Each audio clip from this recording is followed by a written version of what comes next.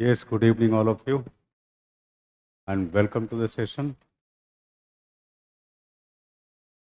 आज हम लोग बात करेंगे political science and international relationship optional के संदर्भ में सिविल सेवा मुख्य परीक्षा के दृष्टिकोण से इस वैकल्पिक विषय की क्या अहमियत है, इस विषय के साथ परीक्षा देने वाले इच्छुक विद्यार्थियों की क्या रणनीति होनी चाहिए, इन तमाम मुद्दों पर बात करेंगे। एक संक्षिप्त चर्चा कह लीजिए, है ना। प्लस आपके जो भी सवाल होंगे ESIR ऑप्शनल को लेकर आप बेझिझक सवालों को मुझ तक साझा कर सकते हैं। मैं कोशिश करूंगा कि आपकी हर एक शंका का समाधान बता सकूं। Yes, online students, you all are most welcome. देखिए,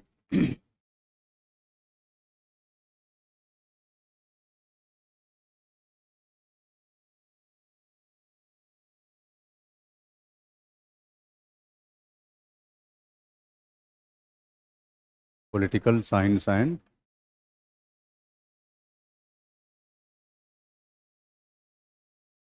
इंटरनेशनल रिलेशन,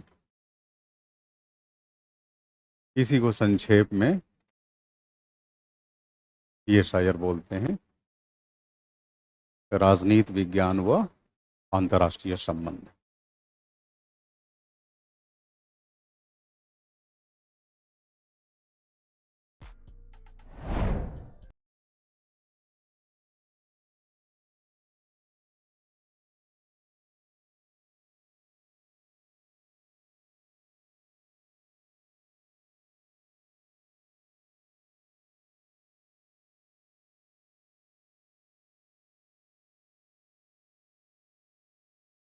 अन्य सभी वैकल्पिक विषयों की तरह इसमें भी कुल 2 प्रश्न पत्र होते हैं, पेपर 1 और पेपर 2।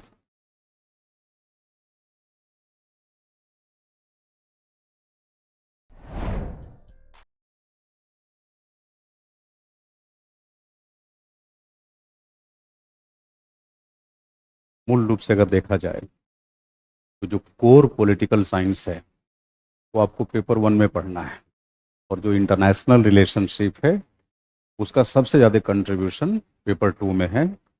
इसी लिहाज से आप इस विषय के नामांकन को समझ सकते हैं। हालांकि दोनों को हम एक ही विषय मानकर चलते हैं, लेकिन इस समय राजनीति विज्ञान के साथ साथ अंतर्राष्ट्रीय संबंध भी एक सेपरेट डिसिप्लिन है, एक अलग विषय है।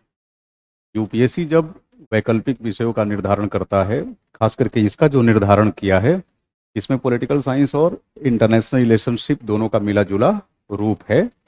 उसके लिहाज से देखा जाए तो कोर पॉलिटिकल साइंस आपको पेपर 1 में पढ़ना है, और paper 2 is all about international relationship. अब इंटरनेशनल रिलेशनशिप से संबंधित थ्योरी है, एप्लीकेशन है, कंपैरेटिव पॉलिटिक्स है, ये तमाम चीज़ें आपको यहाँ पढ़नी है। हालांकि इस तरह से बाइफर्केशन नहीं किया जाता, बट एक आम बोलचाल की भाषा में आपको समझाने के लिए बता रहा हूँ मैं कि पेपर 1 में ही, जिसको हम कोर पॉलिटिकल साइंस कहते हैं, उसका फ्लेवर दिखेगा। जब तक IR सेपरेट डिसिप्लिन नहीं था तब तक हम कह सकते थे कि पेपर 2 भी पूरी तरह पॉलिटिकल साइंस है, लेकिन अब अंतर्राष्ट्रीय संबंध जब मास्टर लेवल की आप स्टडी करते हैं तो आप IR के साथ पोस्ट ग्रेजुएशन कर सकते हैं, तो सेपरेट डिसिप्लिन के रूप में ट्रीट किया जाता है। एनीवे, देखिए, ये जो पेपर 1 है ना, पेपर 1 के भी 2 पार्ट्स, पेपर 2 के भी 2 पार्ट्स। हर ऑप्शनल के साथ ऐसा होता है, 2-2 हिस्सों में पेपर होता है, part A, part B। Paper 2 में भी पार्ट A और पार्ट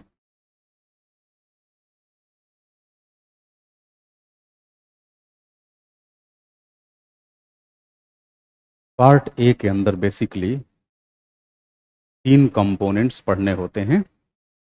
पॉलिटिकल थ्योरी, जिसको हम राजनीतिक सिद्धांत कहते हैं, पॉलिटिकल आइडियोलॉजीज, आ जाइए जिसको हम राजनीतिक विचारधाराएं कहते हैं, और तीसरा पॉलिटिकल थॉट यानी राजनीतिक चिंतन।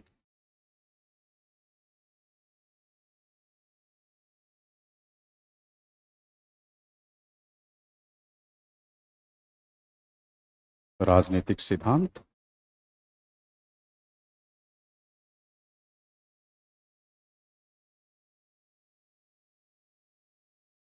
राजनीतिक विचारधाराएं और राजनीतिक चिंतन।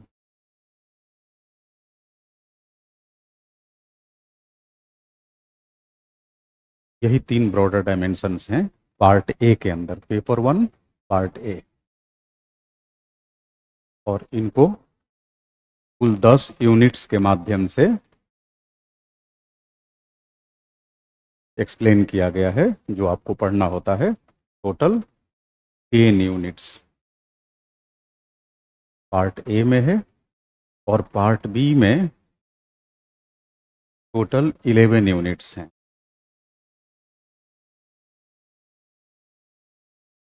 आपको बताऊं, पार्ट बी में इंडियन गवर्नमेंट एंड पॉलिटिक्स पढ़ना है, आईजीपी, है ना।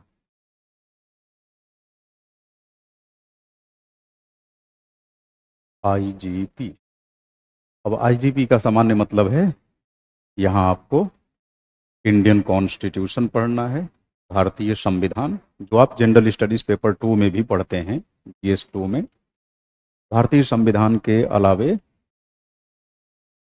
भारत की राजनीतिक प्रणाली, Indian political system, Indian electoral system, Bharat की राजनीतिक प्रणाली और भारत की चुनावी प्रणाली, मूल रूप से कह लीजिए राज व्यवस्था।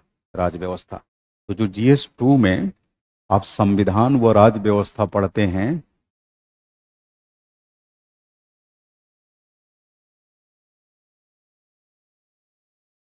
कॉन्स्टिट्यूशन और पॉलिटी, जिसमें केवल यूनिट 1 में आपको कॉन्स्टिट्यूशन पढ़ना है, और पॉलिटी यूनिट 2 टू यूनिट 9। तो कह सकते हैं कि जो फर्स्ट 9 यूनिट्स पढ़ते हैं ना जीएस 2 में, वो सारी चीज़ें यहाँ पेपर 1 पार्ट बी में आपको पढ़ना है लगभग। आप कह लीजिए राज व्यवस्था पढ़नी है। हाँ, जब संविधान पढ़ेंगे तो संविधान से पहले थोड़ा सा आपको इंडियन नेशनलिज्म पढ़ना होता है, जिसको हम संविधान का ही हिस्सा मान लेते हैं, संविधान की पृष्ठभूमि का, है ना, भारतीय राष्ट्रवाद।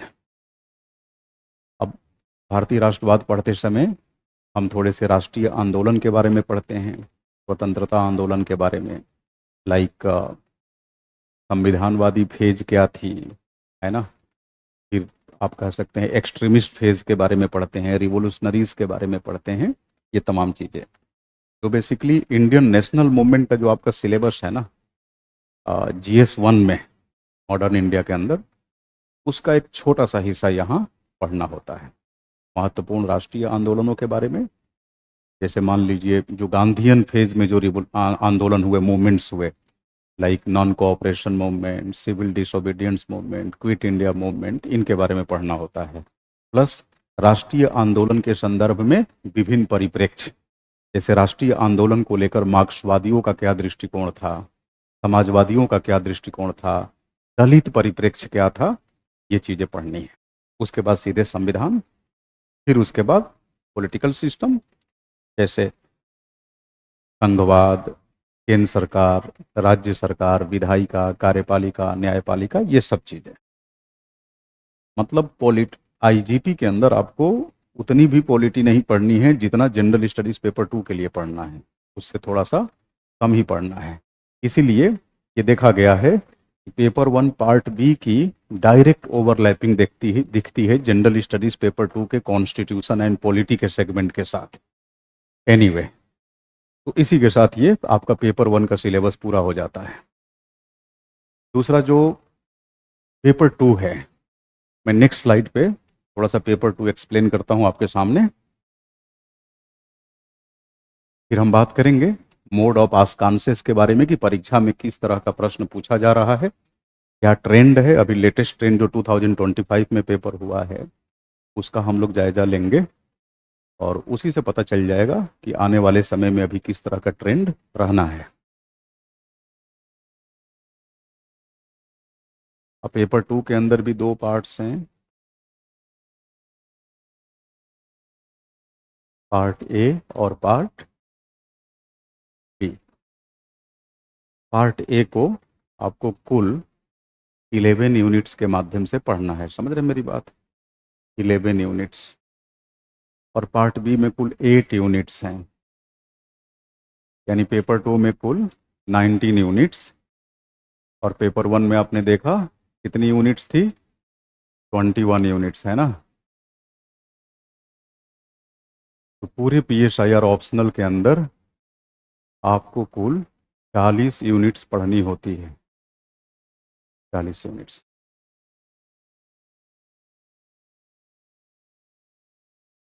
अब देखिए, ये जो पेपर 2 का पार्ट ए है,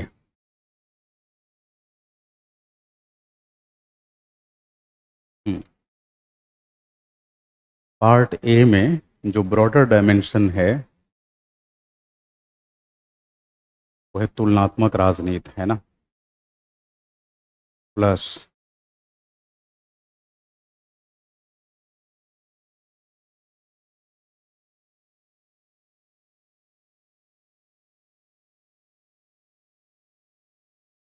अंतर्राष्ट्रीय संबंध से जुड़े महत्वपूर्ण सिद्धांत।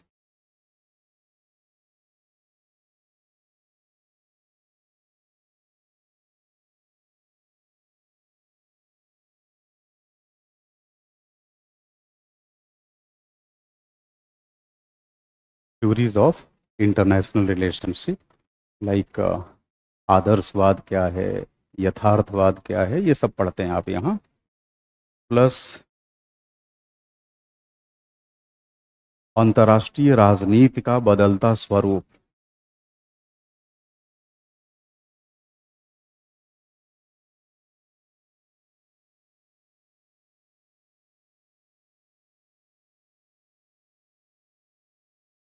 आप कह सकते हैं इंटरनेशनल पॉलिटिक्स, है ना? यही 3 ब्रॉडर डायमेंशन है पार्ट ए के अंदर। और पार्ट बी के अंदर अब बात करते हैं भारत तथा विश्व, इंडिया एंड वर्ल्ड।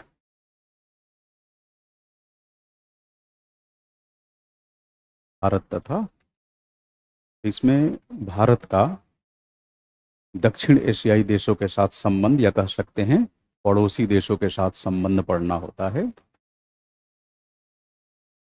जैसे पाकिस्तान, बांग्लादेश, नेपाल, भूटान, इन सब के साथ। और ज़्यादातर आप देखेंगे कि पार्ट बी के अंदर जो ग्रेटर फोकस है वो नेबरहुड पॉलिसी को लेकर है, भारत तथा उसका पड़ोस कह लीजिए।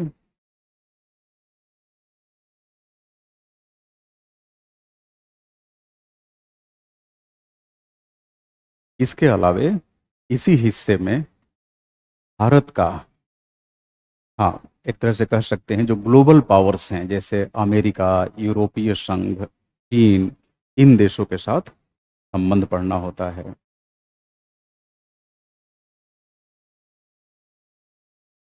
भारत का वैश्विक शक्तियों के साथ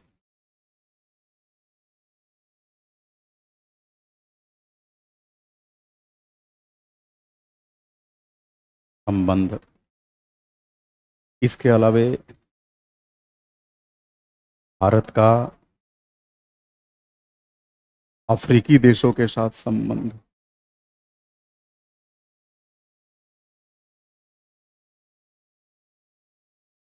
यहीं पर आपको पढ़ना है भारत का लैटिन अमेरिकी देशों के साथ संबंध।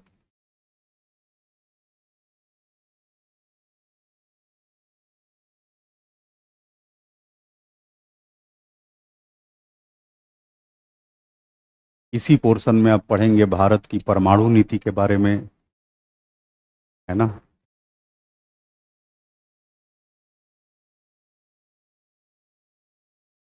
भारत की परमाणु नीति। इसके अलावे आप पढ़ेंगे पश्चिमी एशियाई देशों के साथ संबंध।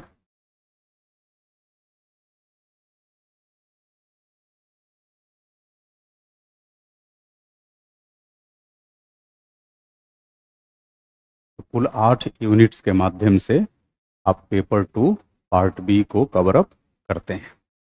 तो आप खुद महसूस कर पा रहे होंगे कि पार्ट बी के अंदर इसके सिलेबस में हमें क्या कुछ पढ़ना है। अगर आप इसे देख रहे हैं तो सहज अनुमान लगा सकते हैं कि जनरल स्टडीज पेपर 2 के इंटरनेशनल रिलेशनशिप सेगमेंट से इसकी डायरेक्ट ओवरलैपिंग है ना। हाँ, ये मोटे तौर पे आपको मैं लंप सम ये शायर पेपर 1 और पेपर 2 दोनों में क्या पढ़ना है वो सिलेबस आपके सामने रखा। अब जैसे हम बात करते हैं कि भाई कोई भी ऑप्शनल चूज करने से पहले आखिर वो विषय क्यों, why P S I R, why P S I R you should be making your optional subject. आपको इसे अपना वैकल्पिक विषय क्यों बनाना चाहिए।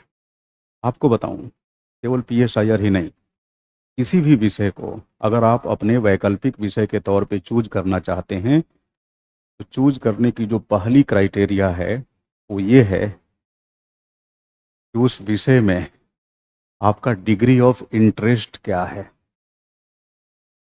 आपकी अभिरुचि क्या है ना। क्या इस विषय में आपका इंटरेस्ट है, पहली बात। अब सवाल ये उठता है कि हम इंटरेस्ट का आकलन कैसे करेंगे। तो देखिए, आमतौर पे हर वो स्टूडेंट जो ऑप्शनल सब्जेक्ट की पढ़ाई शुरू करने वाला होता है, कम से कम जनरल स्टडीज़ को एनसीईआरटी लेवल पर तो पढ़ ही चुका होता है। और जब आप एनसीईआरटी लेवल पे अगर अलग अलग विषयों को पढ़ेंगे, जैसे history, geography, political science, sociology, economy, कम से कम इतना तो अंदाज़ा लग ही जाएगा कौन सा विषय आपके लिए रुचिकर है ना। अगर मान लीजिए आपने जनरल स्टडीज़ के फाउंडेशन कोर्सेज शुरू कर दिए या कर चुके हैं, अब ये इंटरेस्ट लेवल का आकलन करना और आसान हो जाता है, क्योंकि जीएस में थोड़ा विस्तार से पढ़ाया जाता है सारे विषयों को। तो मेरा कहने का मतलब कि आपका इंटरेस्ट, ये समझ लीजिए कि सबसे महत्वपूर्ण क्राइटेरिया है ऑप्शनल को चूज करने का। अच्छा, इसके अलावे एक प्रश्न उठता है कि भाई पृष्ठभूमि, बैकग्राउंड, कि क्या हमें उस सब्जेक्ट के साथ जाना चाहिए जो हमारा बैकग्राउंड है। अब वो डिपेंड करता है कि केवल विषय से, किसी विषय के साथ ग्रेजुएशन या पोस्ट ग्रेजुएशन कर लेना उस विषय पर आपके अधिकार को नहीं दर्शाता है। डिपेंड करता है कि ग्रेजुएशन या पोस्ट ग्रेजुएशन के दिनों में आपने उस विषय पर कितना काम किया है। हाँ, अगर आपने ढंग से काम किया है तो फिर समझ लीजिए कि वही विषय आपके इंटरेस्ट का भी विषय होगा। और अगर ढंग से काम नहीं किए हैं और चाहते हैं कि कोई दूसरा विषय लें, अब जैसे मान लीजिए आप साइंस पृष्ठभूमि के हैं या इंजीनियरिंग या मेडिकल बैकग्राउंड के हैं और आपको लगता है कि भाई सिविल सर्विसेज में इंजीनियरिंग से जुड़े विषयों का या मान लीजिए चिकित्सा विज्ञान से जुड़े विषयों का कोई बहुत महत्व नहीं है, ज़्यादातर तो ह्यूमैनिटीज़ पढ़नी है। ऑब्वियस सी बात है, once you have decided to prepare for civil services examination, obviously you will be working on humanities subjects. तो जब ह्यूमैनिटीज सब्जेक्ट्स पे काम करेंगे मानविकी के विषयों पर, तो सहज आप अनुमान लगा लेंगे कि उपलब्ध मानविकी के विषयों में कौन सा विषय मेरे लिए अधिक रुचिकर है। तो फिर वहाँ बैकग्राउंड मैटर नहीं करता। लेकिन माना कि आप ह्यूमैनिटीज़ बैकग्राउंड के ही हैं, है ना, सोशलॉजी, पॉलिटिकल साइंस या हिस्ट्री बैकग्राउंड के हैं, और ये भी आपको मालूम है कि हमने विश्वविद्यालयी शिक्षा बड़ी गंभीरता से अटेंड की है, ली है, तो कोई दिक्कत नहीं है, हमने खूब अच्छे से इतिहास या राजनीति विज्ञान तैयार कर रखा है। तो आपको नहीं लगता जब जीएस पॉइंट ऑफ व्यू से सिविल सेवा की तैयारी शुरू करेंगे तो वो विषय ऑलरेडी आपकी स्ट्रेंथ होंगे जिन विषय से आपने अपनी एकेडमिक पूरी की है। तो ऑब्वियस सी बात है, उसी विषय के साथ फिर आप ऑप्शनल के लिए भी आगे बढ़ेंगे।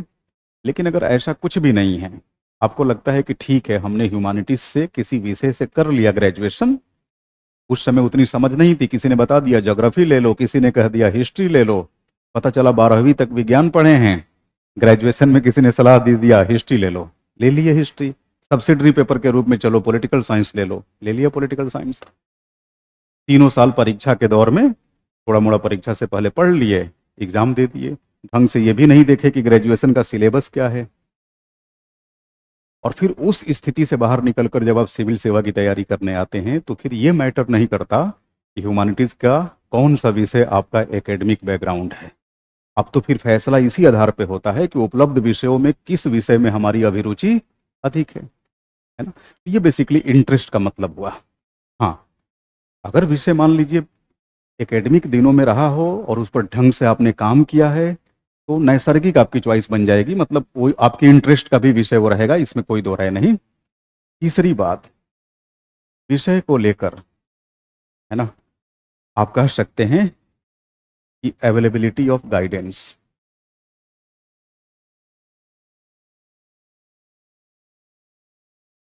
भाई मार्गदर्शन की क्या उपलब्धता है ना। अगर मैं सीधी सपाट भाषा में कहूँ, मान लीजिए आप चाहते हैं कि उस विषय की क्लासेस हमें किसी टीचर से या कोचिंग से अटेंड करनी है, तो क्या कोचिंगें उस विषय को वैकल्पिक विषय के रूप में आपको प्रोवाइड कर रही हैं? अगर ऐसा है तो फिर कोई टेंशन नहीं है। तो मेन ऑप्शनल चूज करने का सबसे बड़ा आधार यही होता है कि भाई उपलब्ध विषयों में जिन विषयों पर मैं विचार कर रहा हूँ, जाहिर सी बात है हमेशा एक से अधिक विकल्प होता है। उपलब्ध विकल्पों में इसमें मेरी अभिरुचि अधिक है, इंटरेस्ट अधिक है, साथ में अगर इस विषय में किसी की मदद चाहिए तो कितनी आसानी से मदद उपलब्ध है, ये मैटर करता है। तो देखो जी, मेरे अनुसार किसी भी वैकल्पिक विषय के चयन की यही मूल शर्त है, मेन क्राइटेरिया है। अभी मैं आऊंगा कि क्यों PSIR ही। अभी तो मैं इन जनरल बता रहा हूं कि ऑप्शनल के किसी भी विषय का चयन करें तो किस आधार पे करें। एक और चीज जिसको मैं एक्सट्रानियस वेरिएबल मानता हूं, जो वास्तव में चर्चा का विषय होना ही नहीं चाहिए लेकिन लोग गाहे बेगाहे बना देते हैं, खास करके सिलेबस।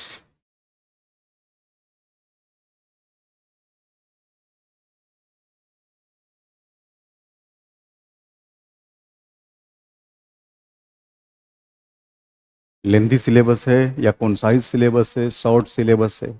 एक ये भी चर्चा का विषय होता है कि चलो भाई अमुक विषय ले लो, सिलेबस बहुत छोटा है। उस विषय में रुचि तो है लेकिन किसी ने कह दिया सिलेबस बहुत बड़ा है। बात करेंगे इस पे। एक और मुद्दा, मीडियम, माध्यम।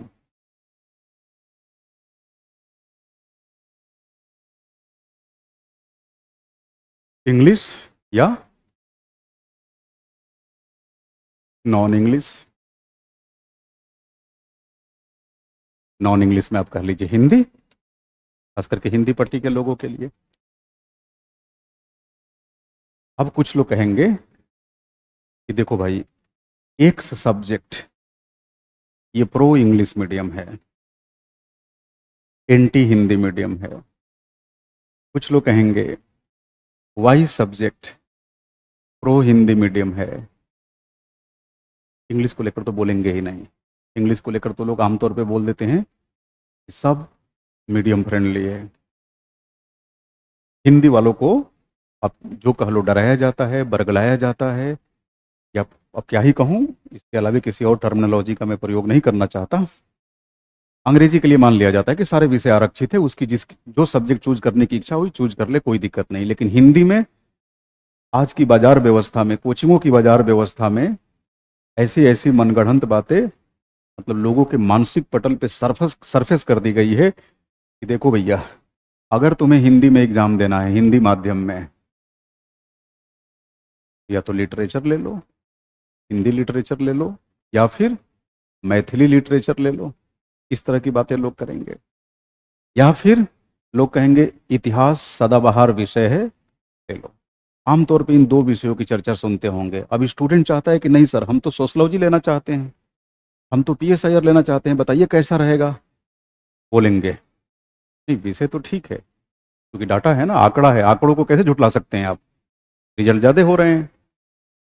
तब कहा जाएगा कि सब्जेक्ट तो अच्छा है लेकिन हिंदी मीडियम के लिए नहीं है। क्यों? क्योंकि हिंदी मीडियम वालों को अगर यहाँ रोक दिया गया तो फिर वो कहाँ जाएंगे।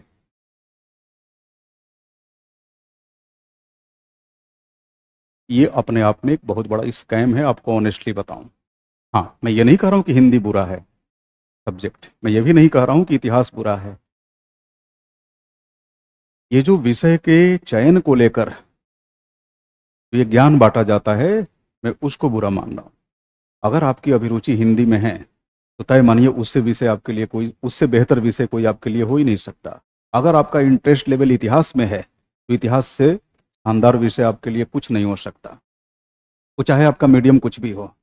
ठीक वैसे ही अगर आपका इंटरेस्ट सोशलॉजी या पीएसआईआर में है तो तय मानिए यहाँ मीडियम मायने नहीं रखता, ये सब्जेक्ट समझ लीजिए आप ही के लिए बना है। ये राधिका अंकुश, स्वागत है आपका। अंकुश का सवाल है कि मुझे 0 लेवल से तैयारी करनी है। बिल्कुल जी, क्लासेस आपको बिल्कुल तृणमूल स्तर से प्रदान की जाती है, 0 लेवल से ही प्रोवाइड की जाती है, एकदम बेसिक्स के साथ, है ना। और कल से नए बच्चों को अलाउ भी किया गया है बैच में, क्योंकि बिल्कुल नया डायमेंशन शुरू हो रहा है। वेस्टर्न पॉलिटिकल थॉट की हम लोग शुरुआत करने जा रहे हैं कल से, वो भी कार्ल मार्क्स के चिंतन से, है ना, मार्क्सिस्ट पॉलिटिकल थॉट के साथ, जो बड़ा इंटरेस्टिंग है ना। तो आप 1-2 क्लासेस करके देखिएगा। राधिका कह रही है पॉलिटी वीक है। तो यहाँ पर पेपर 1 में पार्ट बी के अंदर ये सारी चीज़ें आपको पढ़ने का अवसर मिलेगा, है ना। यहाँ कहीं बताया था मैं, देखो पार्ट बी टोटल 11 यूनिट्स, इसमें इंडियन गवर्नमेंट एंड पॉलिटिक्स के बारे में पढ़ते हैं। अगर आप एनसीईआरटी नहीं भी पढ़े हैं तो भी समस्या नहीं आएगी, क्योंकि क्लास के अंदर एक एक चीज़ विस्तार से समझाया जाता है। समझाने के बाद फिर उसका डिक्टेशन भी प्रोवाइड किया जाता है। मतलब आप मान के चलिए कि पूरे सिलेबस कवरेज के दौरान जितनी चीज़ें लिखवाई गई, अगर केवल वही आप रिवाइज करते रहे तो आपको परीक्षा में दिक्कत नहीं आएगी। अभी इस बार जो ऑनगोइंग बैच है, जून वाला बैच, जून वाले बैच में पेपर 1 पार्ट ए तक सिलेबस हुआ है। अभी पार्ट ए में कुछ बाकी ही है, वेस्टर्न पॉलिटिकल थॉट में।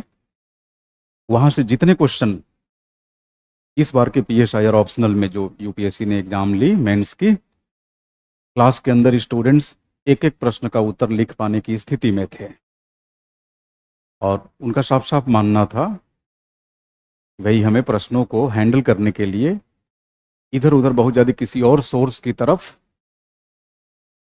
भटकने की ज़रूरत ही नहीं है, बड़ी आसानी से हम कर सकते हैं, है ना। यूपी असिस्टेंट प्रोफेसर के लिए राकेश जो बैच होगा आपका, वो हमारे यहाँ केजीएस के मंच से यूजीसी नेट का बैच चलता है, तो वो बैचेज आपके लिए ज़्यादा कारगर होंगे।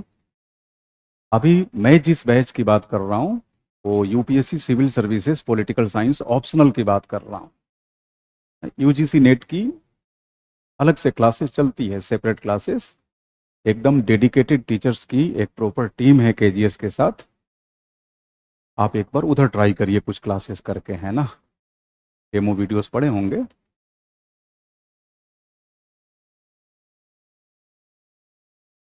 अभी मैं बात करूंगा इस पे कि mode of coverage of syllabus क्या होगा, किस तरीके से हम लोग पूरे सिलेबस को कवर अप करेंगे। तो एक बात तो अपने एक मिथक अपने दिमाग से निकाल दीजिए कि भाई मीडियम कोई मैटर करता है। मीडियम बिल्कुल मैटर नहीं करता। आप खुद सोचिए, किसी प्रश्न का उत्तर एक जगह आपने हिंदी में लिखा, बगल में इंग्लिश में लिखा, कंटेंट सेम है, और चेक करने वाला अगर दोनों भाषाओं की जानकारी रखता है तो क्या ये नहीं समझ जाएगा कि उत्तरकर्ता ने दोनों ही माध्यमों में समान तरीके से उत्तर लिखा है, तो मार्क्स भी इक्वल दिया जाए। ऐसी तो कोई क्राइटेरिया तय नहीं की गई है यूपीएससी के द्वारा कि भाई हम पहले से जो अंग्रेजी वाला है उसको 5% एक्स्ट्रा देना है, हिंदी वालों को थोड़ा कम देना है, बंगाली वालों को थोड़ा और कम देना है, तमिलियंस को थोड़ा और कम देना है। ऐसा तो कुछ है नहीं, ठीक है। दूसरी बात, ये तो हमने मीडियम की बात कर ली कि कभी भी मीडियम को आधार बनाकर सब्जेक्ट का चयन मत करिए, ये सब फिजूल की बातें हैं, ये सब बाजार व्यवस्था के षड्यंत्र हैं और कुछ नहीं है। अब पता चला कि मेरा लिटरेचर में मेरी कोई इंटरेस्ट ही नहीं है, और केवल इस वजह से हमारे ऊपर लिटरेचर थोप दिया गया कि मैं हिंदी माध्यम से परीक्षा की तैयारी कर रहा हूँ। ये कहीं से भी न्यायोचित है नहीं। अब रही बात सिलेबस का लेंदी होना या शॉर्ट होना, आप बताइए, जिस विषय में आपका इंटरेस्ट नहीं है, जिस विषय के अंदर आपकी समझ विकसित नहीं हो पा रही है, उसमें 5 पन्ना भी पढ़ना हो ना तो पहाड़ साबित होगा। और जो आपकी अभिरुचि का सब्जेक्ट हो, पूरे दिन पढ़ते रह जाएंगे, थकान नहीं होगी और एक एक चीज समझते जाएंगे। इसलिए ये भी फिजूल की बातें हैं कि सिलेबस का लेंदी होना और शॉर्ट होना, ऐसा कुछ नहीं है ना। दूसरी बात, अगर मान लीजिए थोड़ी देर के लिए कि सिलेबस वाइज कोई कोई ऑप्शनल आपको थोड़ा लेंदी लग रहा है, तो अगर लेंदी लग रहा है तो ये भी मान के चलिए कि जनरल स्टडीज़ में उसका इन्फ्लुएंस भी अधिक होगा, है ना, उसका इन्फ्लुएंस भी अधिक होगा। और जो सिलेबस, जिस सब्जेक्ट का सिलेबस आपको अपेक्षाकृत शॉर्ट लग रहा है, संभव है जनरल स्टडीज़ में उसका कंट्रीब्यूशन अपेक्षाकृत कम हो। ऐसा भी होता है, सीधी सी बात है। अब हम आते हैं सीधे पॉलिटिकल साइंस पे, कि पॉलिटिकल साइंस को ऑप्शनल के रूप में चूज करने का आमतौर पे आधार क्या है। तो एक चीज तो आपने देख लिया कि PSIR का जनरल स्टडीज पेपर 2 के साथ ठीक ठाक ओवरलैपिंग है। ठीक ठाक, मैं ये भी नहीं कहूँगा कि PSIR कर लेंगे तो GS पेपर 2 पढ़ना ही नहीं पड़ेगा, ऐसा भी नहीं है।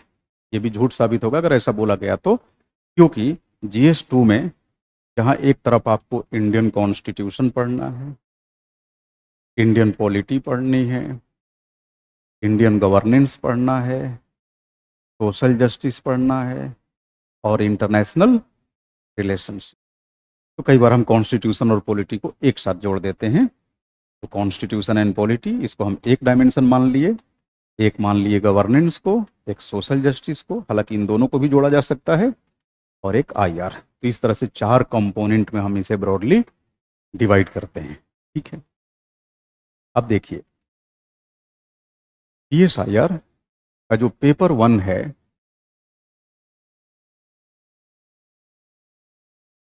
ये आपके जनरल स्टडीज के अंदर कॉन्स्टिट्यूशन और पॉलिटी, इन 2 सेगमेंट में आपके लिए काफ़ी मददगार सिद्ध होगा। अगर आप पहले से GS 2 में ये पोर्शन पढ़े हुए हैं तो PSIR पेपर 1 का जो पार्ट B है, उसमें आप ऐसा लगेगा कि पढ़ी हुई चीज़ें रिवाइज कर रहे हैं, ऐसा ही लगेगा आपको। ठीक है, मतलब 9 यूनिट तो पूरी तैयार हो जाएगी यहाँ से। फिर आप आ जाइए PSIR पेपर 2। पेपर 2 में जैसा अभी मैंने आपको बताया, India and world, India and world, भाई GS 2 में जो IR का सेगमेंट है, ये है यूनिट नंबर 17 टू 20, यानी कुल 4 यूनिट्स हैं। तय मानिए इन 4 यूनिट्स के लिए अलग से आपको भटकने की आवश्यकता नहीं पड़ेगी, क्योंकि PSIR पेपर 2 के दौरान ये सब उसमें शामिल हो जाएंगे। तो 9 और 4 13, क्योंकि यहाँ इन दोनों को मिला के 9 यूनिट्स हैं, 9 यूनिट्स। तो GS 2 की 13 यूनिट्स में, 13 यूनिट्स के साथ PSIR ऑप्शनल की डायरेक्ट ओवरलैपिंग है। हालांकि जनरल स्टडीज पेपर 2 में कुल कितनी यूनिट्स हैं, 20 यूनिट्स हैं, यानी जो 7 यूनिट्स हैं उनका संबंध गवर्नेंस और सोशल जस्टिस से है। तो मैं ये तो नहीं कहूँगा कि PSIR की सीधे सीधे ओवरलैपिंग इनके साथ है, लेकिन ये भी मान के चलिए कि इनडायरेक्टली ठीक ठाक ओवरलैपिंग है ना। इतना हम मान के चलेंगे कि PSIR ऑप्शनल पढ़ लेने के बाद जनरल स्टडीज पेपर 2 के ऑलमोस्ट 2/3 हिस्से पर आपकी परफेक्ट कमांड डेवलप हो जाएगी, है ना। इसके अलावे GS 4, general studies paper 4, ethics, integrity and aptitude. अब देखिए पेपर 1 पार्ट A के दौरान जब आप पॉलिटिकल थॉट पढ़ते हैं, देख रहे हैं यहाँ राजनीतिक चिंतन, तो राजनीतिक चिंतन में बेसिकली इंडियन पॉलिटिकल थॉट पढ़ना है आपको और वेस्टर्न पॉलिटिकल थॉट पढ़ना है। इन दोनों को पढ़ने के अलावे 2-4 और थिंकर्स एक्स्ट्रा पढ़ने होंगे ऑप्शनल के सिलेबस के अलावे। उनको 2-4 को जोड़ लेंगे तो ऑलमोस्ट मान लीजिए कि जनरल स्टडीज पेपर 4 में आप बहुत ही कंफर्टेबल फील करेंगे। मैं ये नहीं कहूँगा कि PSIR की पूरी GS 4 के साथ ओवरलैपिंग है, ऐसा नहीं है, लेकिन हाँ दूसरी स्ट्रीम वाले स्टूडेंट्स की तुलना में आप GS 4 में कंफर्टेबल फील करेंगे, है ना। तो GS 4 तैयार करना आपके लिए अन्यों की तुलना में सहज होगा, बस इतना ही। ये मन में भ्रम बिल्कुल नहीं पालेंगे कि GS 4 पढ़ना ही नहीं पड़ेगा, पढ़ना पड़ेगा, ढंग से पढ़ना पड़ेगा। GS 2 भी पढ़ना पड़ेगा, हाँ इसमें खास करके ये वाली यूनिट्स तो पढ़नी ही पड़ेगी। फिर भी इतना तो तय है, ये एक ऑप्शनल सब्जेक्ट के नाते जनरल स्टडीज में इसका ठीक ठाक हस्तक्षेप है। अब क्या चाहते हैं कि ऑप्शनल के अलावा और कुछ पढ़ना ही ना पड़े, समझ रहे मेरी बात। चलिए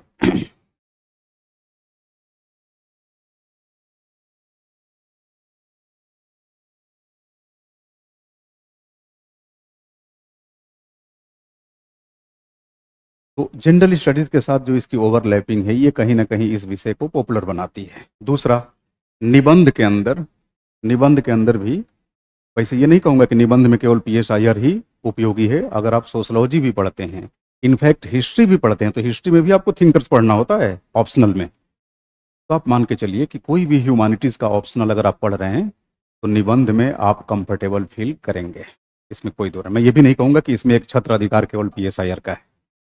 हाँ, अब जो फिलॉसफी पढ़ रहा है ऑप्शनल, तो वही फिलॉसफी का स्टूडेंट PSIR के स्टूडेंट की तुलना में अधिक कंफर्टेबल फील करेगा ऐसे के पेपर में, है ना। तो अब इसका मतलब ये थोड़ी हुआ कि आप ऑप्शनल पढ़ लिए तो ऐसे पढ़े ही नहीं, ऐसे पढ़ेंगे, लेकिन जब ऑप्शनल लेवल पे काम कर लेते हैं तो ऐसे पेपर को तैयार करने में आपको आसानी होती है। बस इस लिहाज से लाभ है।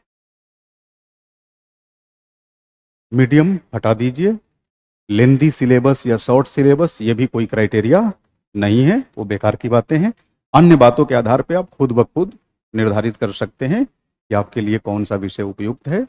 इनफैक्ट पॉलिटिकल साइंस अगर उपयुक्त है तो क्यों है, सीधी सी बात है। एक और चीज आपको बताऊंगा, करंट अफेयर्स इन PSIR, इसको लेकर भी बड़ी ड्रामेबाजी होती है। ऐसा लगता है कि पॉलिटिकल साइंस विषय ले लिए तो आपको सिलेबस नहीं देखना है, आपको कोई किताब नहीं देखनी है, बस रोज 6 से 8 न्यूज़पेपर मंगाइए और न्यूज़पेपर पढ़िए। इस तरीके से प्रोजेक्ट कर दिया जाता है। आपको जानकर ताजुब होगा, पॉलिटिकल साइंस ऑप्शनल के लिए आपको करंट अफेयर्स उतना ही पढ़ना है जितना पॉलिटिकल साइंस ऑप्शनल ना होते हुए भी आपको पढ़ना होगा। अगर आप सिविल सेवा अभ्यर्थी हैं या हम करें किसी भी प्रतियोगी परीक्षा की आप तैयारी कर रहे हैं, बताइए करंट अफेयर्स के बिना आप अपनी तैयारी में आगे बढ़ पाएंगे? हर अभ्यर्थी करंट अफेयर्स पढ़ता है और बस उतना ही पढ़ना होता है। इसके लिए ऐसा नहीं है कि बड़ी योजनाबद्ध तरीके से करंट अफेयर्स पढ़ना है, समझ रहे। अब बताइए, समसामयिकी का अध्ययन करते समय अंतर्राष्ट्रीय मुद्दों पर आपकी नज़र होती है कि नहीं होती है? बस उतनी ही जरूरत है यहाँ, क्योंकि वेल डिफाइंड सिलेबस है, साफ साफ कह रहा है क्या पढ़ना है, और जो पढ़ना है उससे संबंधित क्या कुछ लेटेस्ट डेवलपमेंट हो रहा है, आप आसानी से उस सोर्स ऑफ इंफॉर्मेशन तक पहुंच पाते हैं। ऐसा थोड़ी है कि हवा हवाई रैंडमली कुछ भी पढ़े जा रहे हैं, वेल डिफाइंड सिलेबस है। और पॉलिटिकल साइंस ऑप्शनल के अंदर आपको बताऊं, पिछले 13-14 वर्षों से लगातार मैं देख रहा हूं कि 90% प्लस क्वेश्चंस हूबहू आपके सिलेबस से आते हैं। जहां आपको लगता है कि अगर हमने सिलेबस को रिचुअली फॉलो किया है अपनी तैयारी के दौरान तो क्वेश्चन उसके बाहर नहीं है, उसके बाहर नहीं जाएगा। संभवतः दूसरे विषयों के साथ भी ऐसा होगा, क्योंकि आखिर सिलेबस जो होगा उसी के आधार पर तो सवाल पूछा जाएगा, और UPSC इस चीज़ का बखूबी ध्यान रखती है ना। इन सब पे बात करूंगा अंकुश कि कितना समय लगेगा ऑप्शनल की तैयारी में, है ना राधिका? ठीक है।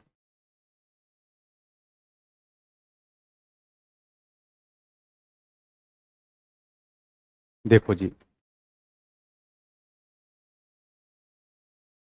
इसका जो पूरा सिलेबस है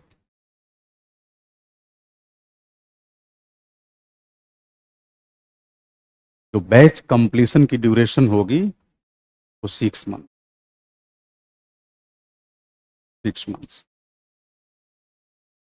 अब मैं ये भी बता देता हूं कि 6 महीने में आपको कितने लेक्चर्स प्रोवाइड किए जाएंगे इसको कंप्लीट करने के लिए।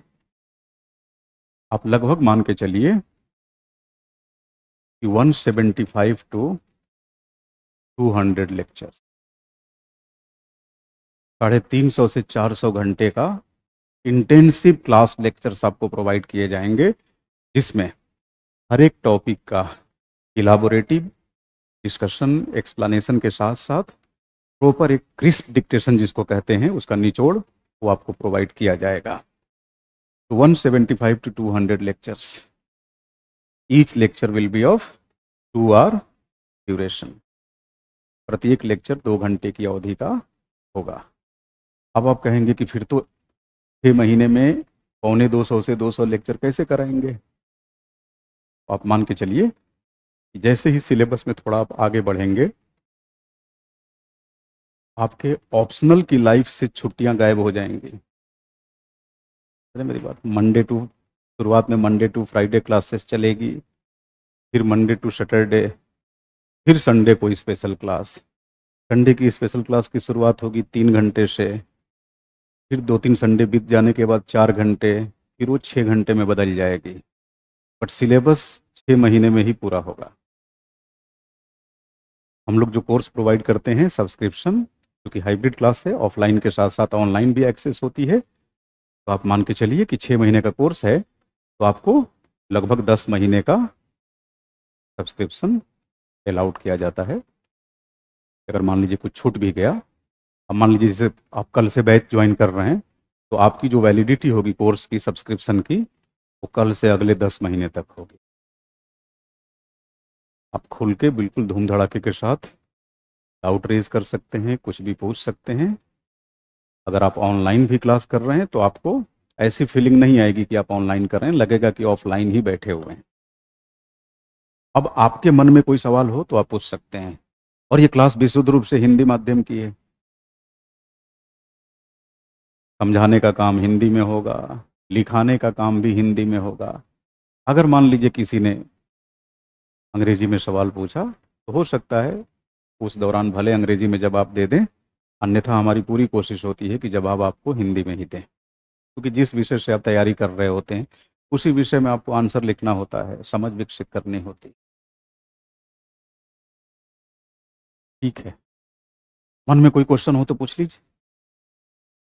कोई क्वेश्चन नहीं है?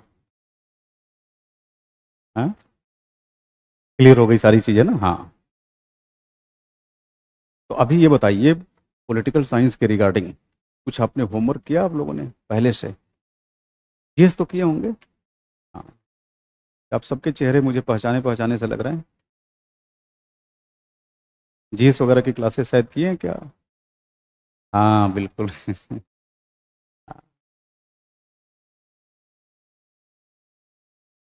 आप में से कोई ऐसा भी जो क्लास कर रहा है, बस ऐसे सेमिनार में आ गए थे ऑप्शनल की? कोई ऑप्शनल तो नहीं कर रहा है अभी? ऑप्शनल के कुछ क्लास हाथ लगे हैं? हाथ लगना मतलब इधर उधर से कर रहे हैं ना आप? अच्छा, आपके दोस्त कर रहे हैं, तो उनके, वही मेरा कहने का मतलब था, उनके माध्यम से 1-2 लेक्चर हाथ लगा, समझ में आ रहा था। अच्छा, गवर्नेंस किए हैं ना? हाँ, फिर तो क्या करना, जीएस में आप लोग पढ़े हैं। हम्म। तो इतना देर से क्यों प्लान किया? बैच तो जून में ही शुरू हो गया था। अच्छा, दूसरे कारणों से, हाँ, पारिवारिक कारणों से, या फिर जनरल स्टडीज में आप लोग ऑक्यूपाइड होंगे पहले से? हाँ। हम्म। कोई नहीं, अब अगर आप प्लान कर लिए हैं तो कल से स्टार्ट हो जाइए। कल से तो बैच कंटिन्यू ही हो रहा है। कार्ल मार्क्स के चिंतन के साथ हम लोग शुरू करेंगे। इसीलिए आज मैं पुराने बैच में, रनिंग बैच में, जॉन लॉक पूरे 3-3.5 घंटे पढ़ाया कि जॉन लॉक आज पूरा हो जाए, ताकि कल से जब नए स्टूडेंट्स आएंगे तो बिल्कुल फ्रेश टॉपिक शुरू हो, जहाँ से उन्हें कोई असुविधा ना हो। और तय मानिए कोई असुविधा नहीं होगी। पॉलिटिकल साइंस बड़ा ही इंटरेस्टिंग और बड़ा ही सरल विषय है, जब आप पढ़ेंगे आपको पता चल जाएगा। हाँ, देखिए राधिका बता रही है कि इन्होंने भी गवर्नेंस की क्लासेस की है।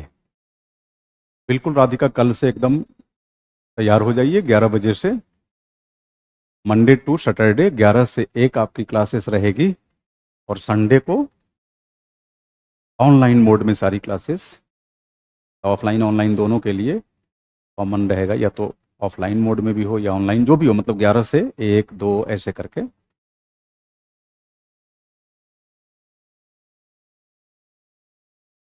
ऑप्शनल की क्लास अंकुश और डेमो के फॉर्म में अगर लेना चाहते हैं तो KGS IS का जो यूट्यूब चैनल है, उस पर आप PSI और ऑप्शनल डालिएगा, आ जाएंगे सब डेमो लेक्चर्स।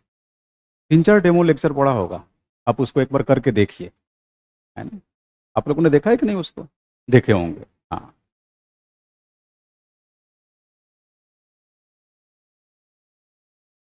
और कोई क्वेश्चन हो तो पूछिए, मन में कोई भी डाउट हो। अंकुश, आप मान के चलिए कि अगर 6 महीने आप मेरे साथ लगे रहे तो PSI आपके लिए मुश्किल नहीं रहेगा, आसान हो जाएगा। हाँ, और ऐसा भी नहीं है कि इसके लिए बहुत ज़्यादा होमवर्क करने की ज़रूरत है। बस इतना करिए कि पर डे की क्लास अटेंड करें, चाहे ऑफलाइन या ऑनलाइन, किसी भी माध्यम से। अगर नहीं कर पाए लाइव, तो रिकॉर्डेड कर लीजिए, बट रोज़ का काम रोज़ जरूर करिए, क्योंकि जीएस नहीं है ना कि 20-25 लेक्चर में ख़त्म हो जाएगा। मैंने अभी अभी बताया कि 150 से 200 लेक्चर जाएगा, वो जाके सिलेबस कवर होता है, और ये 6 महीने के भीतर होगा। इसका मतलब कि इस विषय के साथ आप व्यस्त रहने वाले हैं। शुरू शुरू में मैं छुट्टियाँ देता हूँ खूब, सैटरडे संडे भी छुट्टी दे देता हूँ, क्योंकि स्टूडेंट्स को धीरे धीरे इस विषय के साथ एक्लिमेटाइज करना होता है, वो मेरी रणनीति का हिस्सा होता है। जैसे पार्ट 1 खत्म होता है, फिर मैं उन्हें रफ्तार प्रोवाइड करता हूँ। हालांकि तब तक वो पूरी तरह इसके लिए तैयार हो चुके होते हैं, खुद ही बोलना शुरू कर देंगे कि सर 2 घंटा कम हो रहा है, ड्यूरेशन बढ़ाइए, ड्यूरेशन। क्योंकि देखिए, टाइम बाउंड मैनर में सिलेबस का पूरा होना ये भी बहुत ज़रूरी है ना। और मेरा निजी रूप से ऐसा मानना है, चाहे कोई भी ऑप्शनल हो, 6 महीने में पूरा किया जा सकता है। अगर 6 महीने से अधिक का समय लग रहा है, तो इसका मतलब कि बहुत प्रोफेशनल तरीके से आप सिलेबस को फॉलो नहीं कर रहे हैं।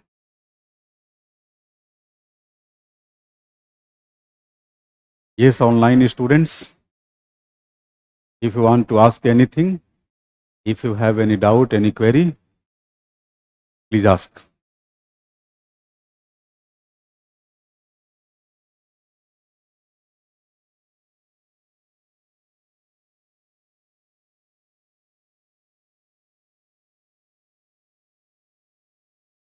अब क्लास के दौरान बस इस चीज़ का ध्यान रखेंगे कि समझाने के क्रम में मैं जो भी बोर्ड वर्क करूं, उसको अपनी नोटबुक में प्रॉपर तरीके से फॉलो करते चलिए।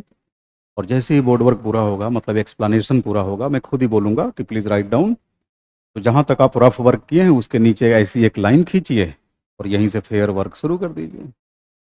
आप देखेंगे आपके पास इतना शानदार नोट्स बन जाएगा, दोनों पेपर का बिल्कुल पार्ट वाइज, प्लस हर यूनिट के करेस्पॉन्डिंग क्या कुछ संभावित प्रश्न हो सकते हैं, ये सारे प्रश्न भी आपको प्रोवाइड किए जाते हैं। 8वीं यूनिट तक तो सबको प्रोवाइड किए गए हैं, थॉट वाला एक साथ प्रोवाइड करूंगा तो मिल जाएगा। और हर पार्ट का प्रिंटेड नोट्स आपको प्रोवाइड किया जाएगा। हालांकि प्रिंटेड नोट्स बहुत पढ़ने की ज़रूरत नहीं पड़ेगी, वो आपकी मर्जी पे है। टाइम अलाउ किया, पढ़ना चाहें तो पढ़ लीजिए, उसके अलावा भी अगर पढ़ना चाहें तो वैसे ही फ्री ऑफ कॉस्ट उपलब्ध है इग्नू का एमपीएस का नोट्स ले लीजिए, उसकी पीडीएफ रख लीजिए अपने पास, वो भी बहुत कारगर सिद्ध होगा, क्योंकि वो रिसर्च वर्क है ना। हाँ, और बहुत ज़्यादा किताबों के जाल में यहाँ नहीं फंसना है, क्योंकि ऑप्शनल को ध्यान में रखकर कोई टेक्स्ट बुक नहीं लिखी गई है, वो एकेडमिक्स को ध्यान में रख के लिखी जाती है ना। तो ये ऑप्शनल का आपका सिलेबस है, इस सिलेबस को कवरअप करने के लिए अगर डिफरेंट डिफरेंट टेक्स्ट बुक्स आप रेफर करें तो 15 से 20 टेक्स्ट बुक रेफर करनी पड़ेगी। क्या फ़ायदा है ना। और जब क्लास में आप पढ़ेंगे, समझेंगे, अपना नोट्स बनाएंगे और फिर उसकी बुनियाद पे प्रश्नों को हल करने की कोशिश करेंगे और लगेगा कि हाँ हम हल कर पा रहे हैं, तो फिर इधर उधर भटकने की क्या ही ज़रूरत है। एक बार सिलेबस हो जाए तो आप खुद ही अपने बारे में ये बेहतर निर्धारित कर पाएंगे कि अलग अलग टॉपिक के करेस्पॉन्डिंग और हमें क्या पढ़ना चाहिए। अगर आपकी इच्छा कर रही है कि कुछ और पढ़ें तो पढ़िए। अब हम क्लास में पढ़ाते समय, अब जाहिर सी बात है, डॉक्टर अंबेडकर का चिंतन पढ़ाएंगे तो बोल डालेंगे कुंवर सुद्रास, इस रचना के माध्यम से उन्होंने ऐसा कहा, एनिहिलेशन ऑफ कास्ट, इस रचना के माध्यम से बाबा साहब अंबेडकर ने ये बताया।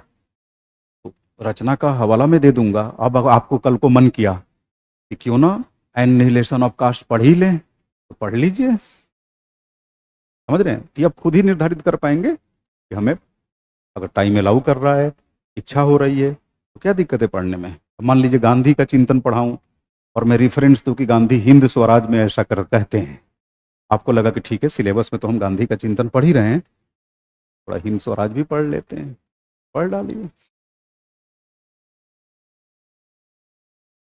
अंकुश कह रहे हैं मुझे आपसे ऑफलाइन में पढ़ना है, तो बिल्कुल अंकुश आपका स्वागत है, आप पढ़ सकते हैं। बिहार के अरवल जिले से हैं, चलिए बड़ी अच्छी बात है, बिहार के अरवल जिले से। अरवल नया जिला है शायद। ये कहाँ से कट कर बना है अंकुश? औरंगाबाद से, संभवतः औरंगाबाद से। चलिए, अब मुझे लगता है कि मैंने अपनी बातें आपको बता ही दी, और आपको भी अब और कुछ पूछने की ज़रूरत नहीं है। आंसर चेक करा सकते हैं, डायरेक्ट मुझे दे दीजिए। ऑफलाइन वालों का तो मैं देख ही लेता हूँ, ऑनलाइन वालों का मुझ तक पहुँच नहीं पाता। हाँ, एक बार जो कस्टमर केयर नंबर है या हेल्पलाइन नंबर है केजीएस का, उस पर आप संपर्क करिएगा। हाँ हाँ, क्या बोला गया था?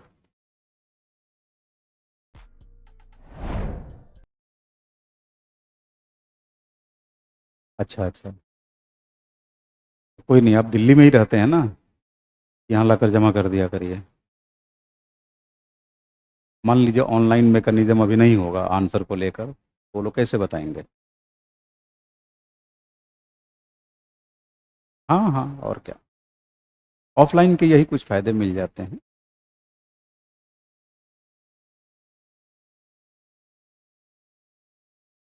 हाँ, यही से चलता है। यहीं से चलता है। अगर मान लीजिए किसी कारण बस कभी बहुत तेज़ बारिश आ गई या कोई तकनीकी प्रॉब्लम, तो फिर स्टूडियो से एक्सेस दे दी जाती है, लेकिन क्लास चलती है। क्लास किसी दिन अब लेजर नहीं जाती, खाली नहीं जाती। अगर छुट्टी होगी तो आपको सूचित कर दिया जाएगा।